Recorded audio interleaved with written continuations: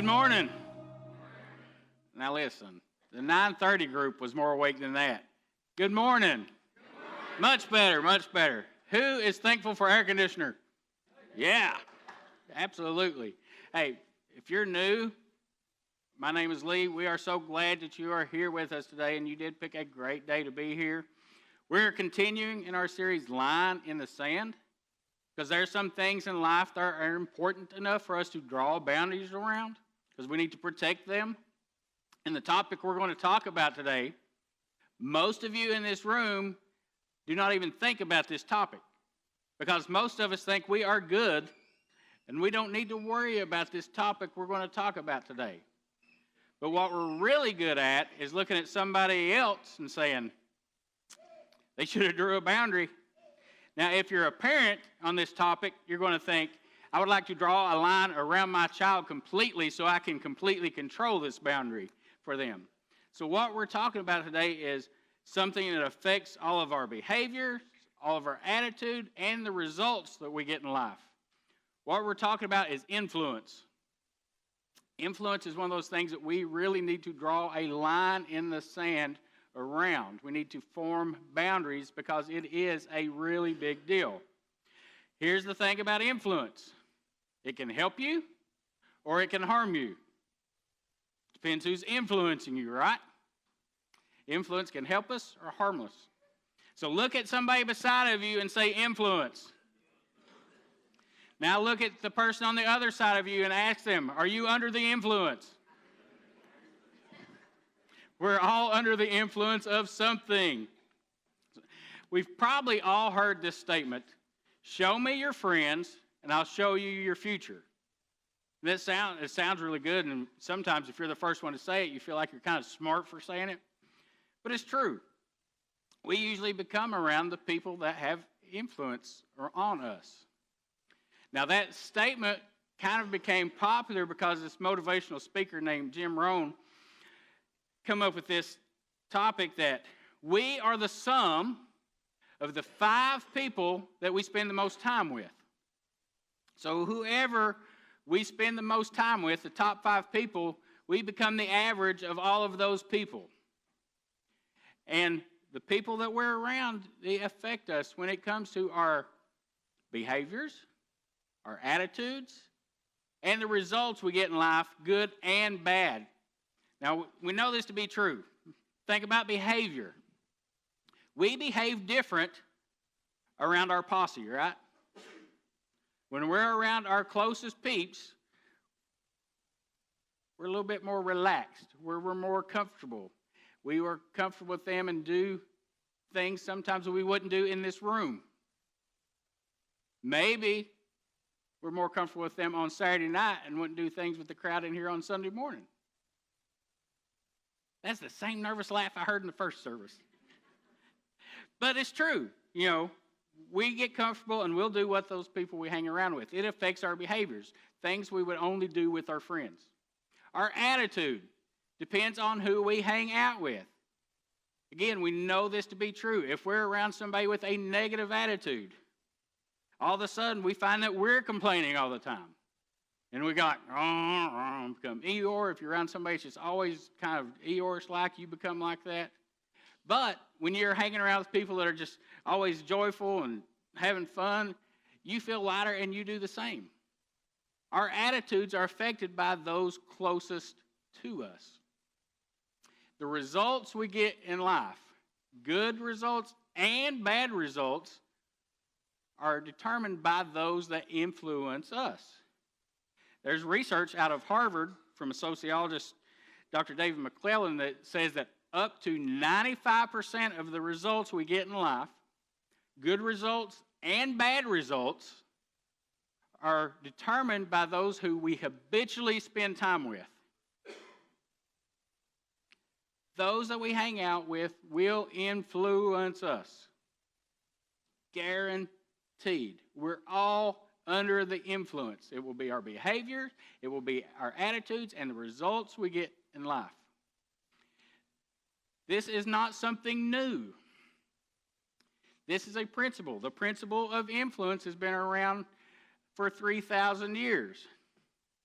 Its first talked about in the Old Testament. And here's what it says in the Old Testament. Whoever walks with the wise becomes wise, but the companion of fools will suffer harm.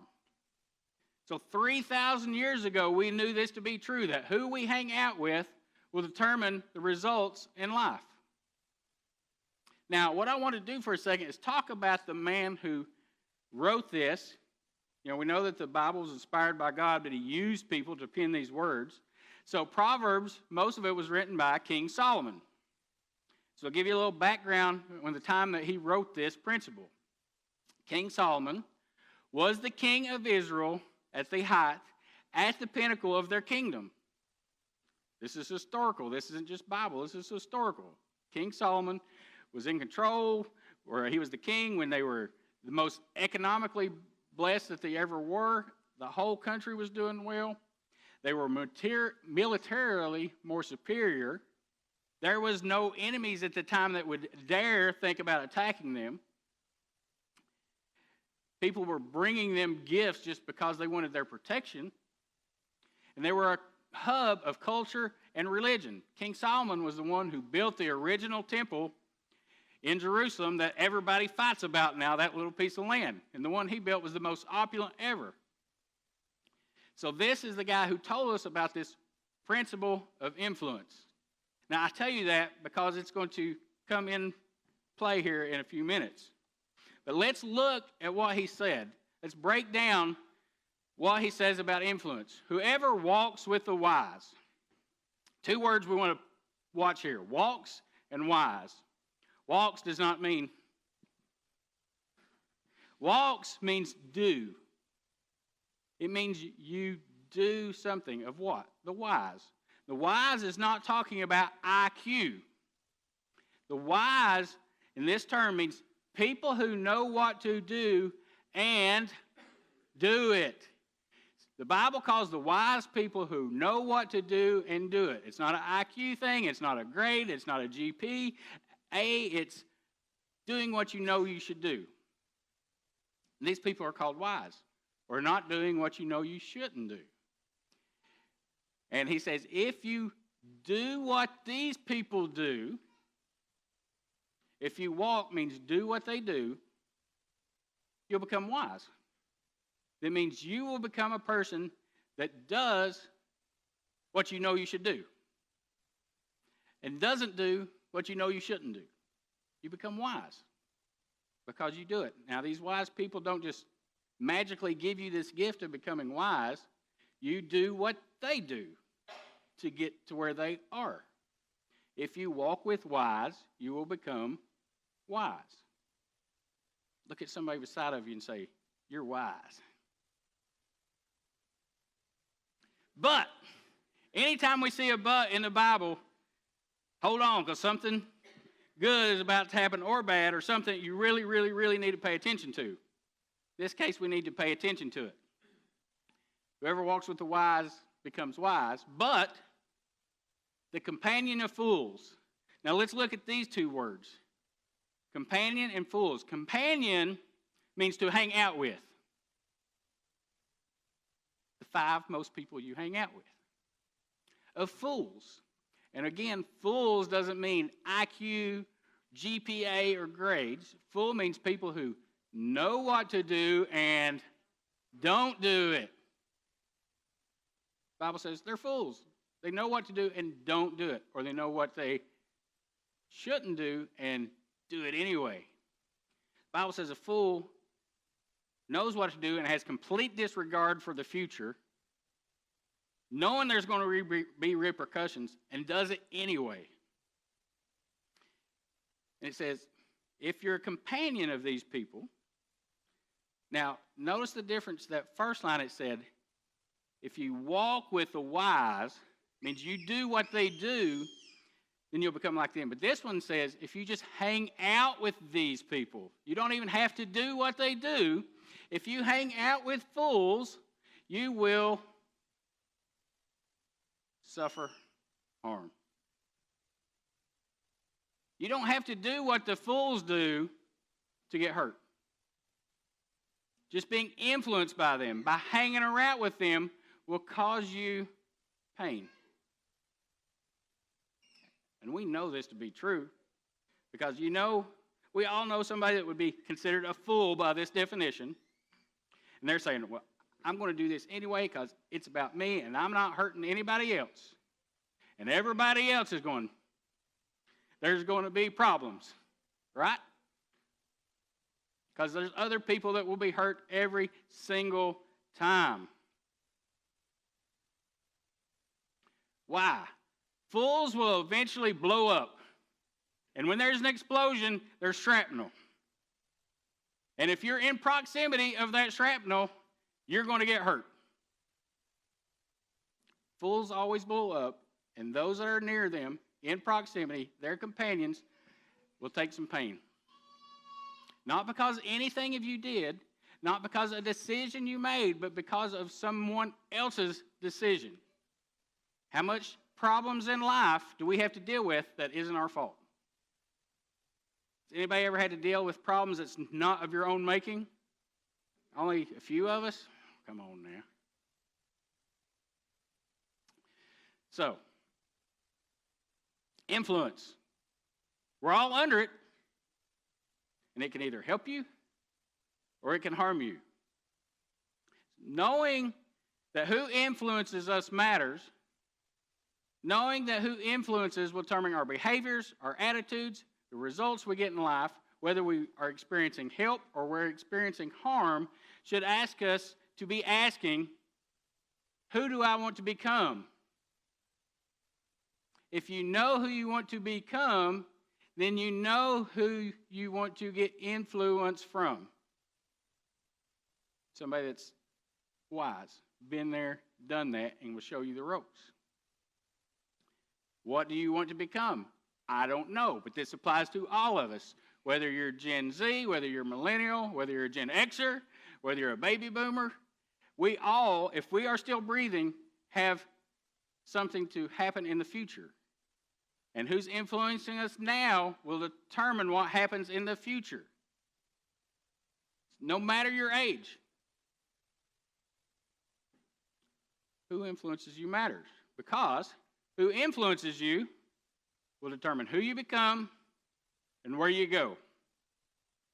The people who influence us will determine who you become and where you go. So if you know who you want to become, then you can find people to influence you to help you get there. If you don't know who you want to become, I don't know, and you're just hanging around, you're just going to become like the people who hang around you. Just willy-nilly, whatever. Where you end up in life, if you have dreams, plans, futures, hey, I want to be a professional ball player. Hey, I want to be in college. I want to have this for a career. I want to have this type of family. I want to do this. For you to get there is determined by who influences you. None of us made it on our own. No person can say, I'm a self-made man. There's always influence that helps people to get to where they are, somewhere in their life. We all know this to be true. We can all look at the person and say, he had a really, really bright future until he started hanging out with that crew. Man, she had it all. She had a bright future. Path was laid out for her until she started dating him. Anybody know anybody like that? Their influence derailed them. We all know someone like that. Who influences you will determine who you become. No matter who you are right now, it will change you. No matter where you are right now, you will go to where the people who influence you take you. So what we're going to do is we're going to look at a story, at historical stories. It's not just a made-up fabrication. It's history in the Bible. It's just time history. In 2 Chronicles chapter 10. If we're in the Bible, in the Old Testament, there's like 6 books. It's 1 Samuel, 2 Samuel, 1 Kings, 2 Kings, 1 Chronicles, 2 Chronicles. They're a history book of Israel during the time of their kings. So if we look in 2 Chronicles chapter 10, a new king comes in. His name is Rehoboam. not a name we hear every day anymore. Rehoboam becomes king. Rehoboam's dad was King Solomon. Told you he was going to come into play. King Solomon was the third king of Israel. King Solomon was at the pinnacle of the kingdom. Rehoboam, his son, somewhere between the age of 15 and 20, becomes king. Now, Solomon became king at the same age. First of all, who lets anybody become king while they're teenagers, right? That's crazy. Solomon, when he became king,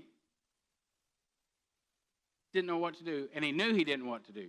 God asked him, let me grant you a wish, anything you want. He said, give me the wisdom and knowledge to lead your people.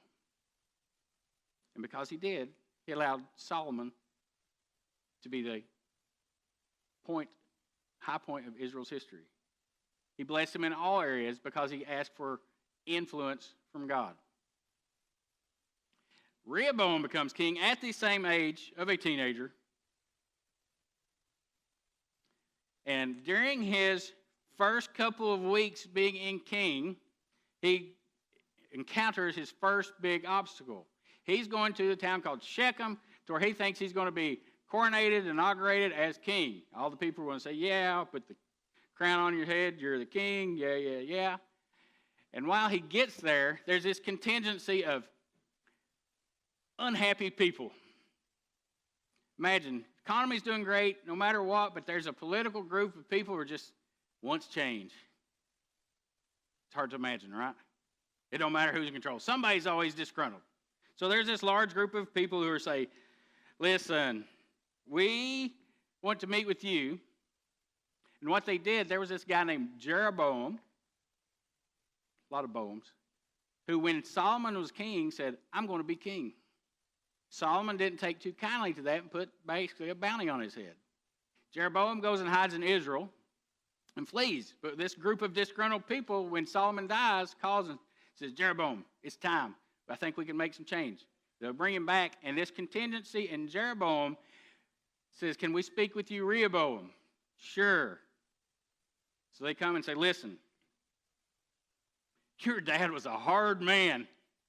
I mean, he overworked us, overtaxed us, and underpaid us.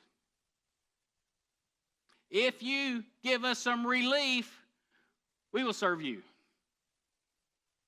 What do you say, King? Now, probably the most important thing is what wasn't said. What wasn't said was, Jeroboam's right here. And if you don't give us what we want, he's going to be king instead of you. We're going to make your life real miserable. They didn't have to say that because it was understood.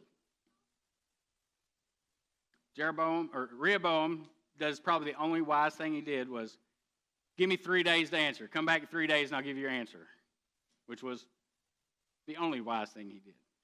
So let's look and see what he does over these 3 days.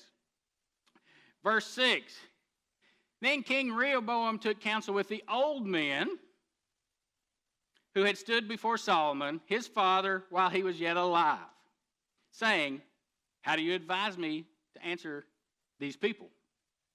Now, two things we got to look about these. Old man is not being derogatory. Solomon was the king for 40 years. These old men had ruled with Solomon for 40 years. They had experience in running government and playing politics and keeping the kingdom going. They knew how this game works. More importantly, they stood before Solomon, which means they were loyal to Solomon. They were in Solomon's court when Rehoboam was born. They celebrated his birth. They brought gifts at his birth. They were for Solomon. They were for Rehoboam. And more importantly, they were for Israel. They knew what it took to keep Israel going where it belonged. And they knew what was good for the king and what was good for Israel together is what needed to happen. Any decision that was not good for the kingdom was not going to be good for the king. And the third thing is these guys, because of their working with Solomon, also was loyal to God. We know that Israel is God's kingdom. We need to see what God says when we make decisions.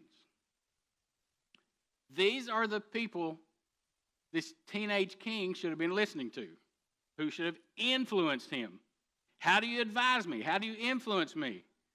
And they said, well, if you'll be good to these people, please them, and speak good words to them, they will be your servants forever.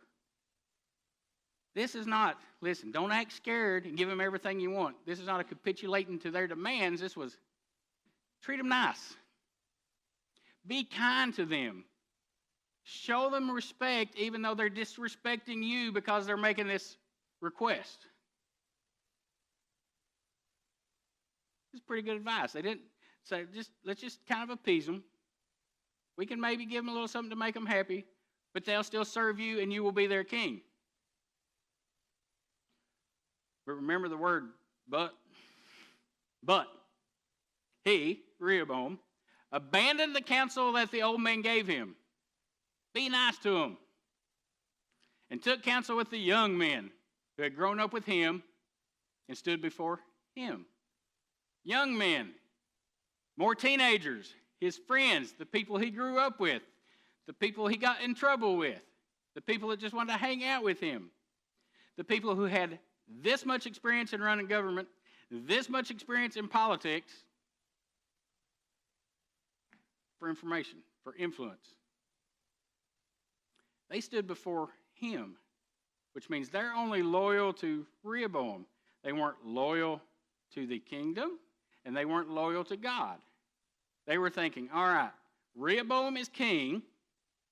If I stay in close proximity to him and I can influence him, I'm going to get a cushy job. I'm going to get appointed to a place in the palace with a cool house. I need to stay on his good side. I need to tell him what he wants to hear to make him happy. They were not for the kingdom. They were not for Rehoboam. They were for me. And here's the advice that they give him. It's great. It's great. It's why we need to draw a line in the sand on influence. And he said to them, all right, what do you advise me to answer these people? Thus you shall say to them, my little finger is thicker than my father's thigh. And they weren't calling him fat. And now, whereas my father laid on you a heavy yoke, I will add to your yoke. Do you think it's bad now? Wait till I'm in charge. My father disciplined you with whips. I will discipline you with scorpions. Now what do you think about that?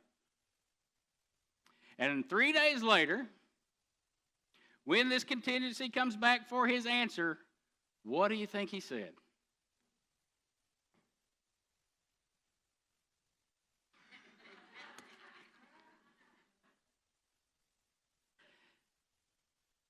He tells them, listen, you think my dad was bad? I'm going to put it on you, and you're going to do what I say and like it. And there ain't a thing you can do about it. And they kind of look over at Jeroboam and think, really? You will not be our king. Jeroboam is going to be our king, and you will regret this. Rehoboam fled in the middle of the night on his chariot to Jerusalem to go hide in his castle that had a wall around it because he thought they were going to kill him. Israel, at the peak of its kingdom, split overnight to a northern and a southern kingdom. That's why if you're in your Bible some, you'll read sometimes the northern kingdom of Israel and the southern kingdom of Israel is because this influence, the advice that this teenager took. The mighty kingdom is now split in half. The economy is split. And you know what happens when you split money? It don't go well. The military might has now been splintered. Now we're going into a free fall. For 3 years, Rehoboam is scared and kind of listened to God and did okay with his 2 tribes. Israel had 12 tribes. 10 of them followed Jeroboam to the north. Only 2 followed Rehoboam that took this bad advice.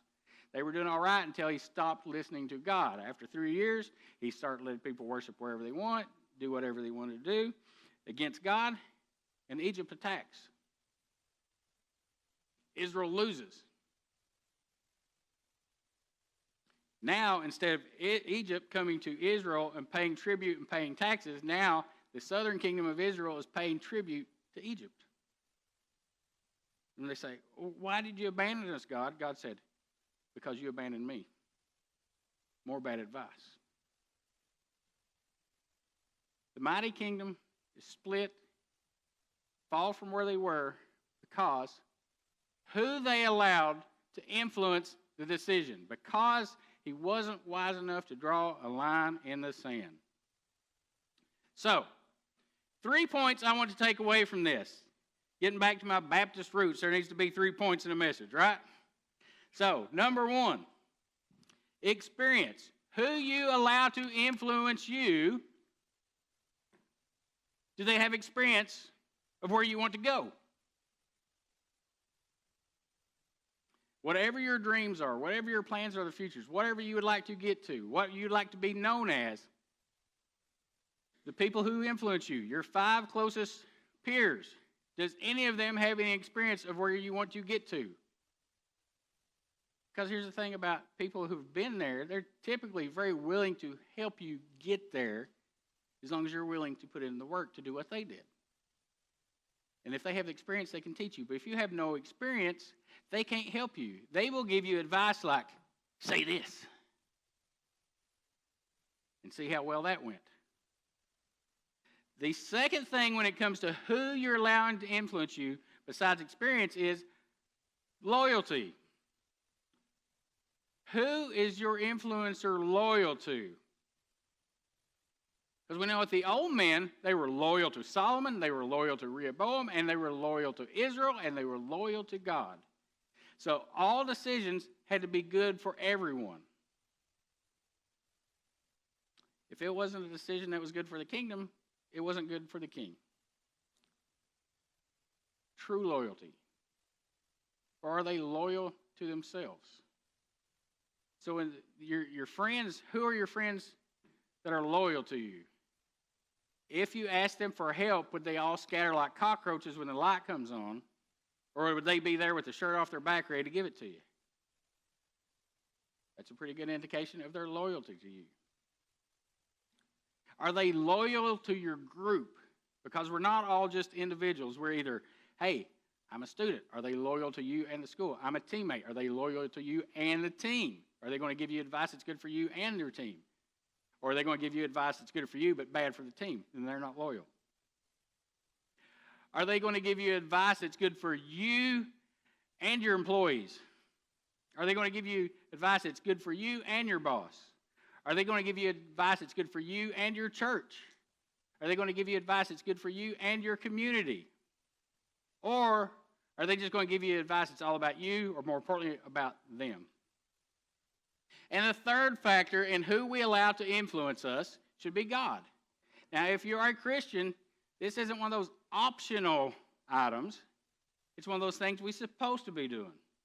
Now, if you're not a Christian, you don't have to follow these rules. However, you know deep down if you do, it's really the best thing to do, and it works out the best in the long run. Is the person influencing you loyal to God? Are they going to give you advice that's consistent with the advice God gives you? Are they going to give you advice that's consistent with what the Bible teaches? What Jesus taught? Or are they going to give you advice that's against what God teaches? And you know, yes or no, right or wrong. And if you do what you're supposed to do, you're wise. And if you do what you're not supposed to do, you're a fool. So these 3 things we need to consider when it comes to who we allow to influence us. We're in a society where there are professional influencers. I like it. There's a certain age group. When I said that in the first group, they were like, what? True. Average wage for a professional influencer is $52,000. Who knew? I had to look that up. If you're really famous, you can put one little click on and get paid like $1 million because of your influence.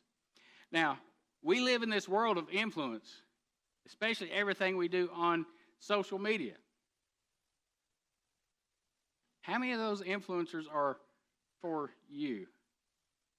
Because they don't get paid because they want the best for you. They're paid by somebody else because they sold you something, because you wore out the TikTok shop. If you click on it, like it, and share it, or buy something, they get paid. So they don't care if it helps you or not, as long as they're getting paid. Professional influencers.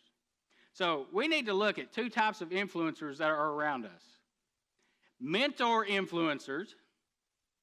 These are people who want the best for you. They've been to where you want to go. They know how to get there, and they will teach you the ropes. They want you to do what they did to get to where they're at. People like this always want the best for you. They're not trying to hurt you or keep you down. They really want to see you succeed, and they will offer that because they are for you. They want the best for you. And then we have the ulterior motive influencers, are those who want something from you. We can look around at people that are in our lives, and if we're not giving them something, do they disappear? If we're not making them happy, do they go find another more fun time? As long as you're footing the bill, they're around. When the money stops, do they disappear? Do people want something from you? So when we're looking at who we're allowing to influence us, do they want the best for us, or do they want something from us?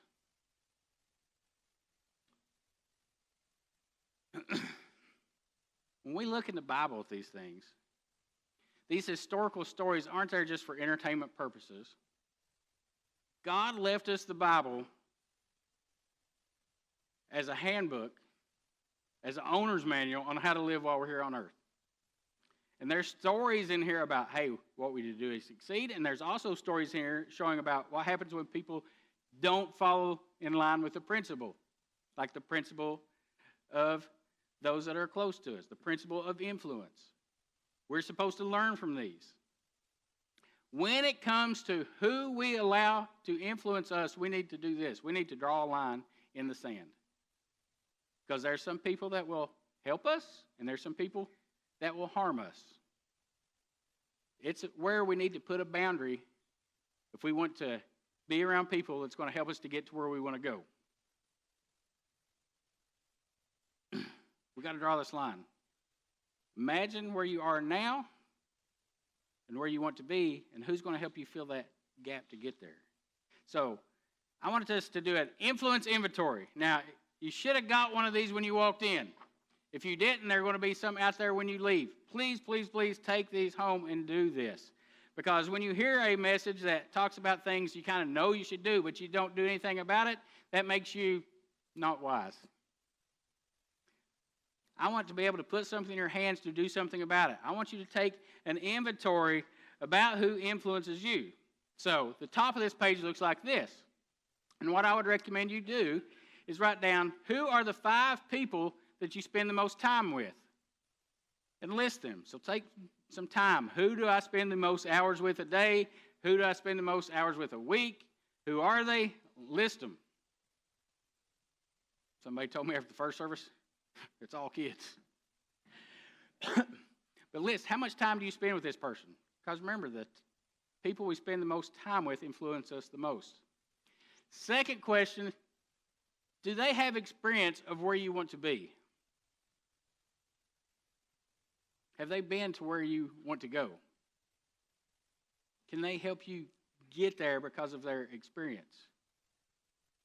I mean, they went to the college you want to go to. Have they been there? They may be somebody to listen to. But they're ahead of you in sports, and they're in an area you'd like to be in sports. That's who you should listen to. That's somebody in business that's got to where you want to be. That's somebody you should listen to. If they have no experience, they're going to give you advice like, tell them you're just going to make it real hard on them. See how that turns out. Next column is, after you've determined their experience, who are they loyal to? Are they loyal to you? Do they want the best for you, or do they want something from you? If you just kind of sat back, kind of just took a little distance from them, would they drop you like a hot rock because they weren't getting anything from you? Or would they be asking, hey, what's going on? But also, do they want the best for you in their decisions? Are they going to do things that are good for you? Are they going to give you advice that's good for your family? Are they going to tell you things that you know will hurt your family? What about your business? Are they going to help you in your business? Or will their advice hurt their business or their community or church? And if you're a Christian, this next to last column is, again, not optional. It's expected of us. Is this person loyal to God? Are we going to listen to people that are going to give us godly advice? If it's against what God would say, we need to nix that. Then the hard part's that last column. Do I need to adjust the amount of time I'm spending with this person? Do I need to drop them out of my top 5? Maybe. Some of you may think of somebody right now in your head, he's like, I've got to distance myself from, because when they explode, it's going to hurt me. Second thing I put on here, because when Solomon wrote this 3,000 years ago, there wasn't this thing called the internet. No computers, Wi-Fi, smartphones, Netflix, cable TV, news services. None of this stuff existed. Or hobbies, quite honestly. So, what are the 5 things you spend the most time with, things or hobby-wise? Now, I'm going to go ahead and tell you right now, 90% of us can put phone in that top line. Right? If you're not sure, open up your phone and let it tell you how many hours a day you're on it. You will find it's number 1. Does this thing or hobby have experience of where you want to be? Maybe you're using technology to learn to get to where you want to be. That's okay. If you're following something on technology that's not going to hear any experience of where you want to go, it's not helping. Is this thing or hobby loyal to you? Are they wanting the best for you or wanting something from you? And again, is this thing or hobby loyal to God? If it's going against what God says, it needs to be nixed. Then what adjustment needs to be made on this thing or hobby and the amount of time we spend? Now, we take this, once we fill those out, and this is where the work comes in. Where do I need to make adjustments? Because you'll look at that list, and you'll look at those columns, you're like, this really is not going to help me get to where I want to be. Where do I need to make adjustments? Who or what needs to be moved out of your top 5? I didn't say you got to drop them like a hot rock and never speak to them again. But with this influence, it's about proximity. Maybe you need to just develop a little bit of more proximity between you and that person. And this is really uncomfortable. And as humans, we do not like to do uncomfortable things, even if it is the best interest for us.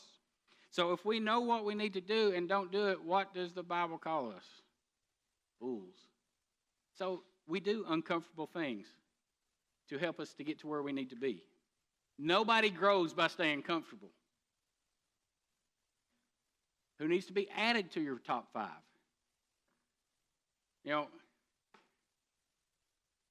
I see this list. I want to be this place business-wise, but there's nobody on this list that's going to help me. I've got to get somebody up there into that list. Maybe it's, business persons that's been there, done that. Invite them to lunch. Ask them out to coffee. Maybe you're a young Christian and think, man, I would like to be like them as I mature as a Christian. Get to know them. I guarantee you they will be glad to talk with you and tell you what they've done to get to where they are. Maybe you're a parent. Parenting is the hardest job ever in life. Anybody agree with me on that? Yeah, if you're a parent not raising your hands, you're lying right now in church.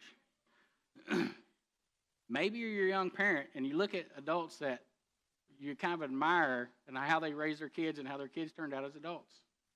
Ask them to dinner and ask them how they did it. Maybe you're into sports and you're pretty good, but you have your eyes set on something higher. Find somebody that's where you want to get to, the next level up or two.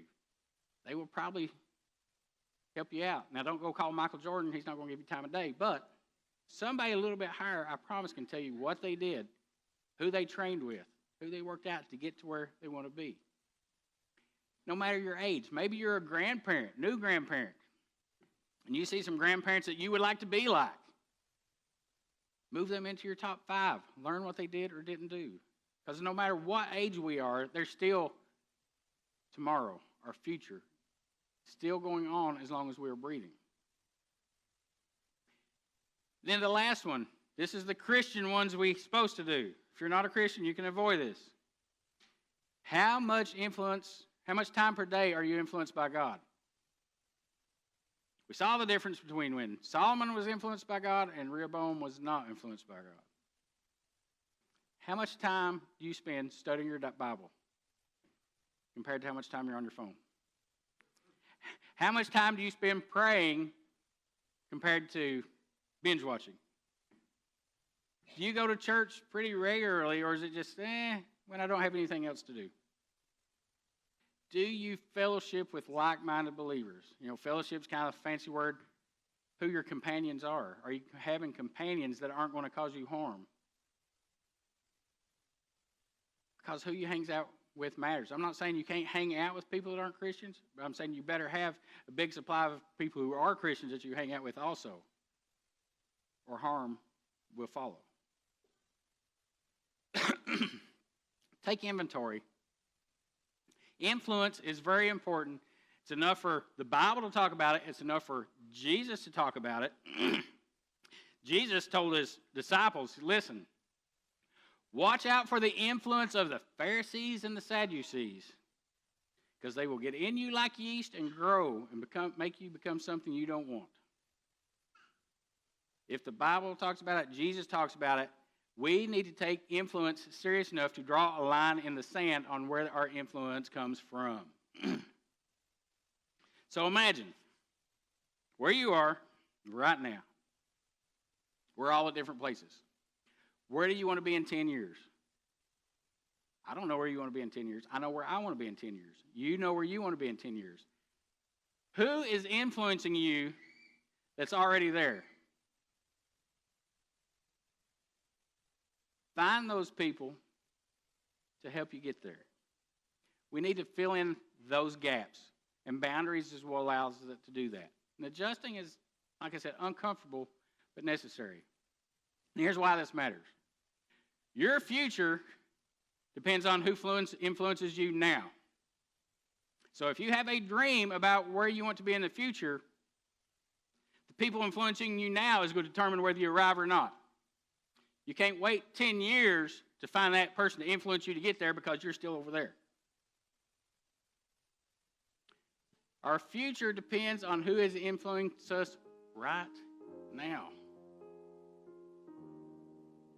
Wherever you want to be in the future, who you want to become in the future, how you want to be known in the future is determined by who influences you now. And not only your future, but the future of those that you are responsible for.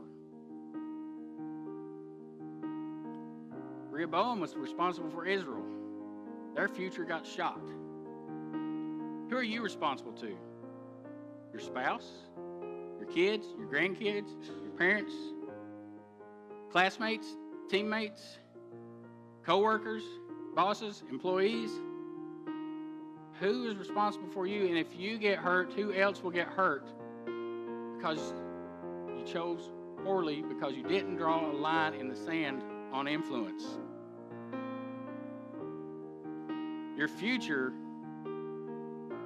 your legacy, how you're remembered, is going to be determined by who influences you now. How do you want to be remembered? We've had this week, we've had Hulk Hogan and Ozzy Osbourne die. They have a legacy. They're remembered. But when you die, what do you want people to say about you? Man, he was great. He was a great person. He was a great Christian. He was a great spouse. He was a great dad, great grandparent. Those are what I would like to hear about me. He was a follower of Jesus. I want to hear. Or people be saying, he was a mean old turd. Nobody liked him. Nobody's sad because he's gone, because your legacy is determined by who is influencing you now. How we're remembered is determined by who influences us now. And more important than our legacy is our eternity. You know, we're in church. You knew we were going to talk about some more church stuff. We're about to wrap up, and we got to talk about this. Your eternity depends on who influences you now. If you're in here and you are a Christian, there was a person in your life or several persons in your life who influenced you to make that decision to follow Jesus. Maybe as a parent or grandparent, neighbor, who knows? But because of the influence they made on you. And here's what we believe. You come into church today knowing this is what we believe. Once we die, we're going to spend the eternity in one of two places. We go to heaven or we're going to go to hell. Heaven, what we know about it, it's the presence of God. There's no more crying. There's no more tears. There's no more sadness. There's no more illness. There's no more sickness. And there's no more death. That's one option. And option two is described as eternal turmoil, eternal misery. Those are the two options, at least if you believe in God. And who influences you determines which one of those places you go. Now listen up. If you're in middle school or high school, I know this is what some of you are thinking because I was there. I've heard this since I was little. I'm a sinner. Jesus came. He was crucified, buried, rose again on the third day for my sins. I know that to be true. I believe it, but I haven't acted on it because what will my friends think? You know, if I make that decision, what will my friends think? And they determine where you spend eternity. You're allowing your friends to make that decision. Some of you are adults. You know this to be true also, but you're like, man, if I make that decision, you know how much it's going to hurt my business? I can't do that because it's going to hurt my business, and I just can't.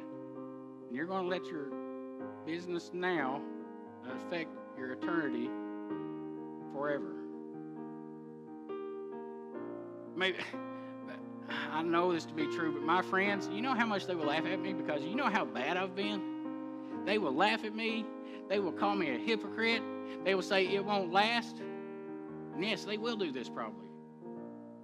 But are you going to let what they think determine your eternity? Maybe it's time to change who's in your top 5 if they don't care about you that much. Your future depends on who influences you now. Your eternal future. So it's time that we take influence seriously, draw a line in the sand about who we allow to influence us. Let's bow our heads. Heavenly Father, thank you so much that we are sinners, but you allowed Jesus. You had the grace and the mercy to allow him to leave heaven, come suffer the death that we deserve, rise again to pay the price of our sins. We sure don't deserve that, but you showed us grace. The same advice that the old man gave Rehoboam was life-giving. Just show grace to people who don't deserve it. You did that to us. Thank you so much for that. For anybody here that doesn't know you, I ask that they would realize that this is so important. It's not worth messing around with what people think. Impress on them in their heart to make the decision to follow you, to do what they know to be right, because it's the wise thing to do. not be foolish and suffer harm, in some cases, eternal harm. Just thank you for these words that you give us, your word that shows us how to live. You just didn't throw us on this earth and say, figure it out. You said, here's the book. Read it, and I'll show you how to become the people I created you to be. Follow it, and you will discover a life that you can ever imagine if you'll just trust me. Thank you so much for those words. I ask that you give every single one of us in this room, that you would impress on our heart to do whatever that uncomfortable next step is. Maybe it's to move somebody out of that top 5. Maybe it's to go find somebody to put into our top 5. Maybe it's to say, I'm accepting Jesus right now. I don't care what my friends think. Just give us all the courage to do the right thing, to do what we know we're supposed to do, to become wise. In Jesus' name, amen.